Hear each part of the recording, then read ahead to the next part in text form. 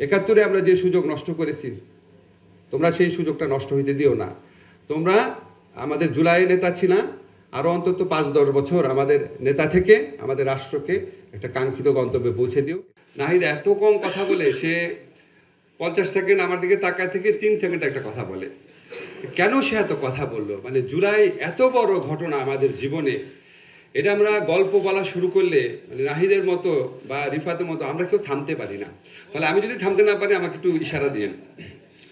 তো প্রথম কথা হচ্ছে কি, আমি নাহিদকে একদিন বললাম, যখন সেপ্টেম্বর অক্টোবর মাস আছে, আমাদের সাথে প্রথম হাত থেকে যোগাযোগ করা হয়, বই লিখবো, বই ব্যাপারে আর কি। তখন আমি আসিফ গেলাম, আসিফ তুমি একটা বই লিখো না তোমার এটা নিয়ে। সাথে সাথে বলে ঠিক আছে স্যার লিখবো। আমি বললাম তাহলে আমি প্রথম মাসের সাথে যোগাযোগ করি, বলে ঠিক আছে স্যার করেন।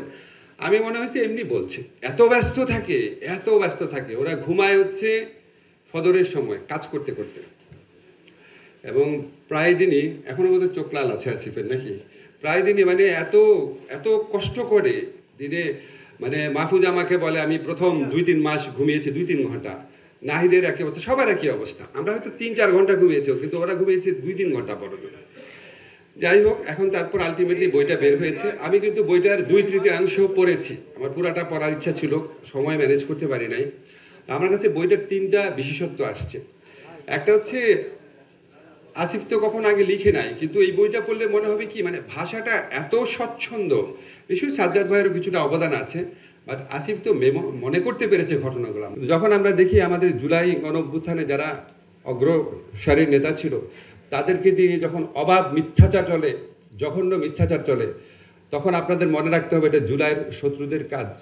এই মিথ্যাচারকে উন্মোচিত করতে হবে। সেই সাথে জুলাইয়ের যারা অগ্রসেনা আছে, আমাদের যারা নেতৃত্ব দিয়েছিল যে তরুণরা, তাদেরকেও আমি এই প্রসঙ্গক্রমে ওয়ার্ন করে দিই, বাবা অনেক কষ্টের পর, অনেক অপেক্ষার পর আমরা তোমাদেরকে পেয়েছি।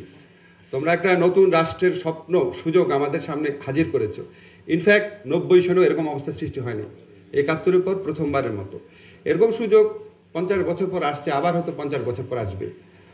তোমরা অনেক বড় বড় দায়িত্ব পালন করেছো, কিন্তু আরও বড় দায়িত্ব পালন বাকি আছে। 71-এ আমরা যে সুযোগ নষ্ট করেছি, তোমরা সেই সুযোগটা নষ্ট হইতে দিও না। তোমরা আমাদের জুলাই নেতা ছিলা, আরও অন্তত 5-10 বছর আমাদের নেতা থেকে আমাদের রাষ্ট্রকে একটা কাঙ্ক্ষিত গন্তব্যে পৌঁছে দিও, এটাই আমার প্রত্যাশা।